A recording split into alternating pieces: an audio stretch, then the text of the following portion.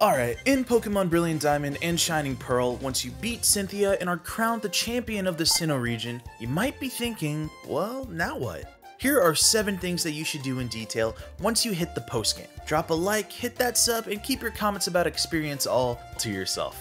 Let's get to it. So the most important thing that you should aim to do, in my opinion, once you hit the credits, is to unlock your national dex. It's not as difficult as it might seem at first, although if you've been skipping a lot of trainer battles during the main game, then you might have some backtracking to do. To unlock the national dex, you don't need to catch them all. You only need to see every Pokemon in the Sinnoh dex specifically. Usually folks might be missing an unknown and they can find it in the unknown cave east of Selassian Town, or they have not seen the legendary exclusive from the other version. However, if you go to Celestic Town and speak to Cynthia's grandmother, she'll show you the legendary from the other version. So the legendary in question would be Palkia in Brilliant Diamond or Dialga in Shining Pearl. When you have seen all 150 Pokemon of the Sinnoh dex, go to Sandgem Town and speak to Professor Rowan. A quick cutscene will show where Professor Oak appears and he mentions how he was passing by and he meant to share his national dex upgrades, and since you're there, he'll give you a free upgrade as well. When you unlock the national dex, the rest of the postgame will fall into place a lot easier. You will start encountering many Pokemon that did not appear throughout the core game, especially in the Grand Underground. Having the national dex will also make sure that for each new Pokemon you see or catch, you will have the most up-to-date entries possible. So for Pokemon veterans, I know that the core game must have felt easy. If you would like somewhat of a more demanding challenge, go ahead and take advantage of replaying against trainers and leaders that are itching for a second crack at you. Be warned though, their teams have significant upgrades now, and every gym leader's Pokemon level is well into the high 60s and 70s. Not sure how often you can farm the gym leaders though, I believe it is just the one rematch with each leader. However, you can definitely keep battling the Elite Four as long as you'd like. Lastly, you can use the Versus Seeker, a key item that lets you see which trainers in Sinnoh want to battle you. You'll notice a little double exclamation point appear over their head if the Versus Seeker spots them, and manually speak to them to trigger the fight. Their Pokemon usually aren't that strong, but it's a good way to pass the time. So for those of you into competitive battling, you can tackle the Battle Tower. Once you beat the main game, go to Snow Point City and talk to the sailor just before entering the city, and he will take you to what is known as the Fight Area. This port town leads to the Battle Tower, Stark Mountain, and other endgame areas like the Survival and Resort areas. As the name suggests, the Battle Tower is for, well, battling. You can do single battles or double battles, and you fight 7 trainers in a row, with the final trainer in each block being a kind of a mini-boss. If you successfully get a streak of 49 wins or more, you can unlock the Master variant of single and double battles. The Battle Tower is basically a good place to farm BPs or battle points to exchange them for TMs or items that can be used to mess with your Pokemon's stats. This helps their development to max the stats that they favor, and it avoids investing EV or effort value points into the stats that they won't rely on. To help with better understanding your Pokemon's potential, you can unlock the judge function in the Battle Tower. Simply walk to the dude in the Battle Tower center near the right side of the room and speak to him. That's all it takes, and he'll unlock the function for you. Now, when you inspect your Pokemon, you can press the plus or minus buttons and you'll see your Pokemon's IVs or intrinsic values. There is a whole process of breeding using Dittos and Destiny Knots to get eggs that will hatch with high-level IVs combined with the nature that you want, or using bottle caps for hyper training. A lot of that gets real nitty-gritty, and it's honestly worth its own video breakdown sometime later. So the first time you arrive at the new battle area, you'll run into some punk-ass kid named Buck who basically challenges you to try to beat him getting to Stark Mountain. Fast forward, and the whole point of Stark Mountain is for you to unlock one of the legendaries. There's a brief quest with Buck inside Stark Mountain where you'll want to keep your eyes peeled for a Magma Stone, which Buck will snag after he teams up with you. Yeah, I'm not happy about it either. Find him later at his home though and talk to him, and he will revisit the area in Stark Mountain, saying that he is going to return the Magma Stone. When you return to Stark Mountain after you speak to Buck, you will see Heatran appear. Catch it and add it to your collection of legendaries that Brilliant Diamond and Shining Pearl have to offer, and we'll go into more detail on the other legendaries later in this video. When exploring the Sinnoh region, many of these activities can technically be done during the main game, although some trainers might have forgotten about them because their goal is usually to get to the Elite Four ASAP. or at least that's how I usually play. Still, a few of these are contingent on you becoming champion first, so now that you can focus more on the open world, it is a good time to revisit and explore Sinnoh in greater detail. One thing that I'd like to do is farm berries. There is an excellent plot of soil next to most major cities, some even a few steps away from the Pokemon centers. This makes it easy to multiply hard to find berries used for Poffin making. Using Poffins will help your Pokemon perform better in super contests, which can be a nice change of pace from the typical Pokedex and battle questing.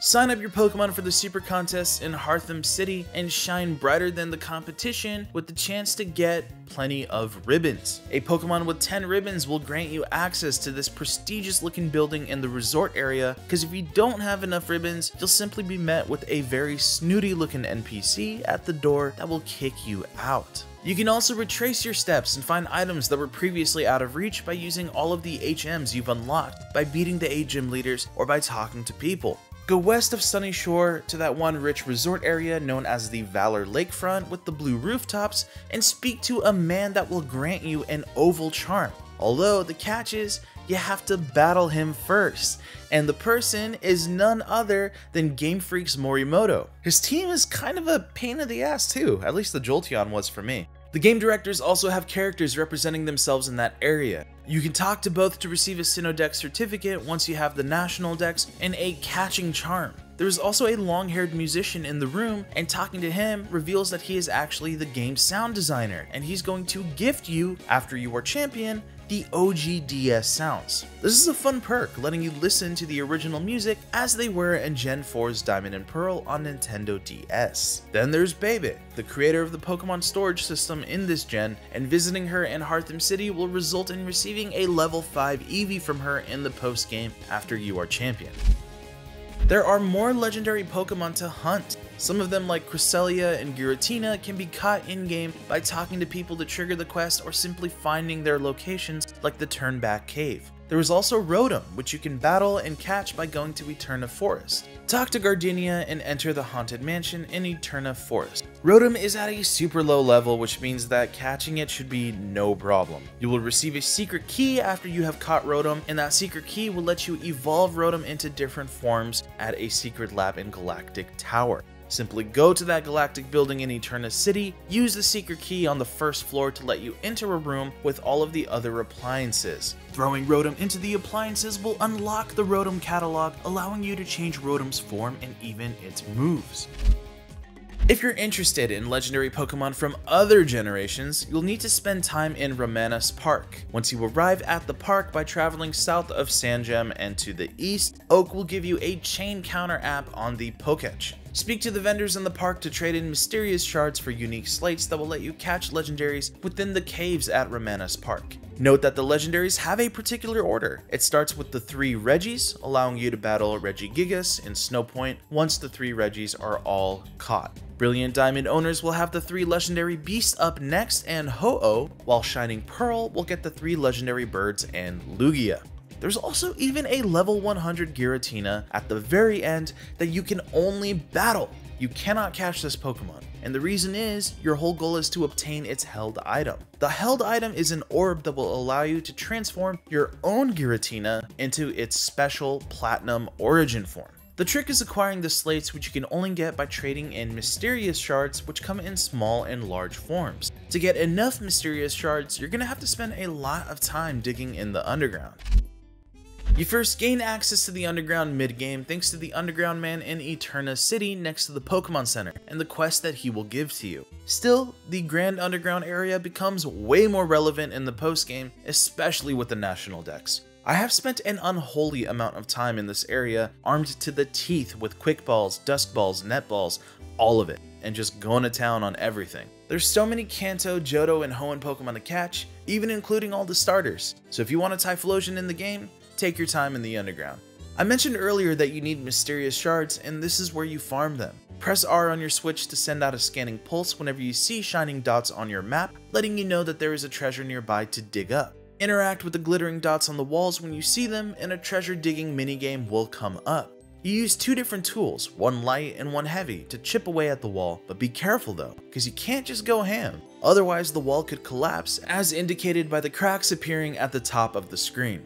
In general though, the treasure is worth farming because you can get rare evolution stones or even boxes with Pokemon statues in them. Use the statues that you get from the boxes to fill out your secret base, which can easily be made by using a digger tool acquired from the Underground Man or from some vendors in the Grand Underground area. The type of statues that you display will affect the spawn rates of certain Pokemon types in the Underground as well. Digletts and Dugtrios around the Underground will leave something glittering on the ground. You'll want to walk over it to fill up a progress bar that is listed out of 40. Each Diglett counts as 1 and a Dugtrio counts as 3. If you get the progress bar complete to 40 out of 40, you will hear an alarm as well as an alert that says something good will happen. What occurs is that when you dig up items, the odds of you receiving a rare gorgeous box from the treasure dramatically increases. You are also more likely to see shiny Pokemon appear in the Grand Underground. And this effect will last for about 3 to 5 minutes from what I could see before the progress bar resets back to 0. I strongly recommend that you connect to the internet when you go to the Underground. You don't really interact too much with other players anyway, but the progress bar will factor in everyone's progress in the Underground, so it is by far the fastest way to max that bar out so you can make the most out of the buffs. There is some more post-game stuff, but they're not available to players just yet. Still, it seems like those events will become available in future updates to Brilliant Diamond and Shining Pearl. So if you've enjoyed your time with the game, tell me all about it in the comments. I would love to hear about your experience, what teams you're rocking in the Battle Tower, and what your favorite legendary is. Until next time.